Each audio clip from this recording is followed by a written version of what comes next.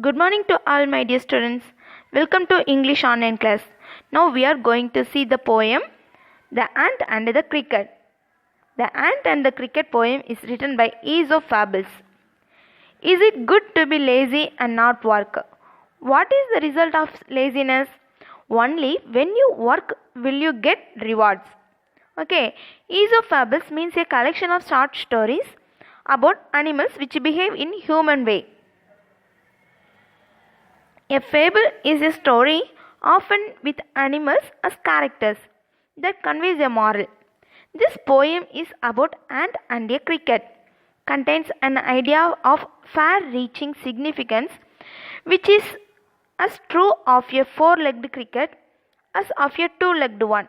Surely you have seen a cricket that has two legs. A silly young cricket, accustomed to sing through the warm, sunny months of gay summer and spring, began to complain when he found that at home his cupboard was empty and winter was come. Okay, now I am read the poem. A silly young cricket, accustomed to sing through the warm, sunny months of gay summer and spring, began to complain when he found that at home his cupboard was empty and winter was come. Not a crumb to be found on the snow-covered ground. Not a flower could he see, not a leaf on a tree. Oh, what will become, says the cricket, of me? At last, by starvation and famine, extreme scarcity of food made bold, all dripping with wet and all trembling with cold. Away he set off to a miserly means a stingy person, ant, to see if to keep him alive he would grant him shelter from rain, and a mouthful of grain he wished only to borrow. He had repay it tomorrow. If not, he must die of starvation and sorrow. Says the ant to the cricket, I am your servant and friend, but we ants never borrow, we ants never lend. Pray, tell me, dear sir, did you lay nothing by when the weather was warm? Quoth the cricket, not I. My heart was so light that I sang day and night, for all nature looked gay. You sang, sir, you say? Go then, says the ant, and dance the winter away. Thus ending, he hastily lifted the wicket, and out of the door turned the poor little cricket. Though this is a fable, the moral is good. If you live without work, you must live without food. Okay, students, now we see the question and answer. Extract. First question. Name the seasons mentioned here. Summer, winter, summer, spring, winter, rainy. What is the correct answer? Summer, winter is the correct answer. Okay, second question. Why was the ground covered with snow? Winter season, summer season, rainy season. What is the correct answer? Winter season was the ground covered with snow. Okay, winter season is the correct answer. Third question. Whom did the cricket want to meet? Miserly ant, rabbit, grasshopper. Whom did the cricket want to meet? Miserly ant. Okay, miserly ant is the correct answer. Fourth question. What would keep him alive? What would keep him alive? Shelter and grain, dress and water, food and sand. Shelter and grain. Shelter and grain is the correct answer.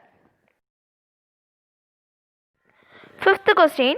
Pick out the rhyming words. Pick out the rhyming words. Borrow, tomorrow. Out, good. Winter, summer. What is the correct answer? Borrow, tomorrow. Borrow, tomorrow is the correct answer. Next we see on prose. Okay. Now we see the prose. The prose title of the prose is The Dove Who Spoke the Truth. Have you come across people who like others to flatter them all the time? Can you trust flatters? The dove and the wrinkled little bat once went on a journey together.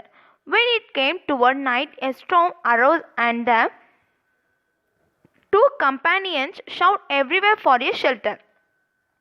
But all the birds were sound asleep in their nests and the animals in their holes and dens.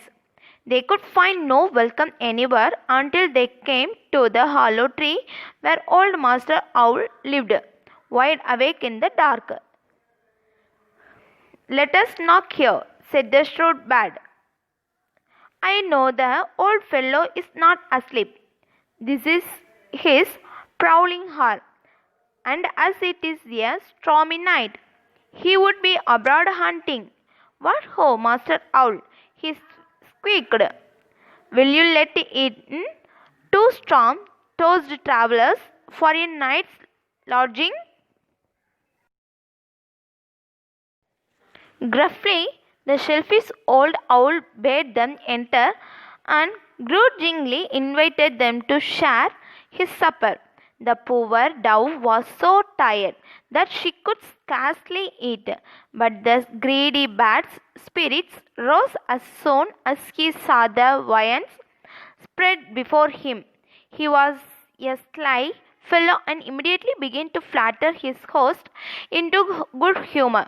He praised the owl's wisdom and his courage, his gallantry and his generosity, though everyone knew that however wise old Master Owl might be, he was neither brave nor gallant. As for his generosity, both the dove and the bat well remembered his selfishness toward the poor wren. When the owl, alone of all the birds, refused to give the little fire bringer a feather to help cover his scarred and shivering body. All this flattery pleased the owl. He puffed and ruffled himself, trying to look as wise, gallant, and brave as possible. He pressed the bat to help himself more generously to the viands, which invitations the sly fellow was not slow to accept. During this time, the dove has not uttered a word.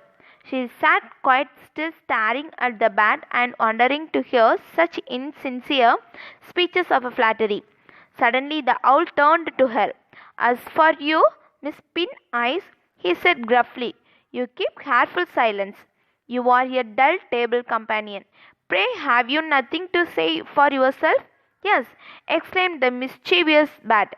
"Have you no words of praise for our kind host? Methinks he deserves some return for this wonderfully generous, agreeable, tasteful, well appointed, luxurious, elegant, and altogether acceptable banquet. What have you to say, O little dove?"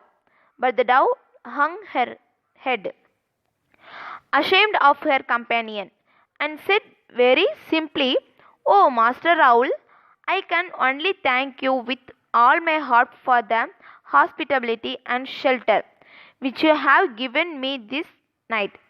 I was beaten by the storm, and you took me in. I was hungry, and you gave me your best to eat. I cannot flatter nor make pretty speeches like the bat. I never learned such manners, but I thank you." "What?" cried the bat, pretending to be shocked. "Is that all you have to say to you, our obliging host? Is he not the wisest, bravest, most gallant and generous of gentlemen? Have you no praise for his noble character as well as for his goodness to us? I am ashamed of you. You do not deserve such hospitality. You do not deserve this shelter. The dove remained silent. Like Cordelia in the play, she could not speak untruths even for her own happiness. Truly, you are an unamiable guest, snarled the owl, his yellow eyes growing keen and fierce with anger and mortified pride. You are an ungrateful bird, miss, and the bat is right. You do not deserve this generous hospitality which I have offered, this goodly shelter which you asked away with you. Leave me dwelling.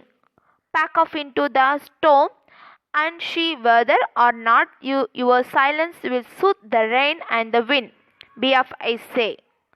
Yes, away with her, echoed the bat, flapping his leathery wings.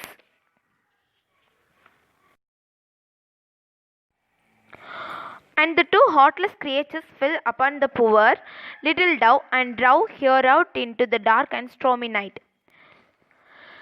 Poor little dove, all night she was tossed and beaten about shelterless in the storm, because she had been too truthful to flatter the vain old owl.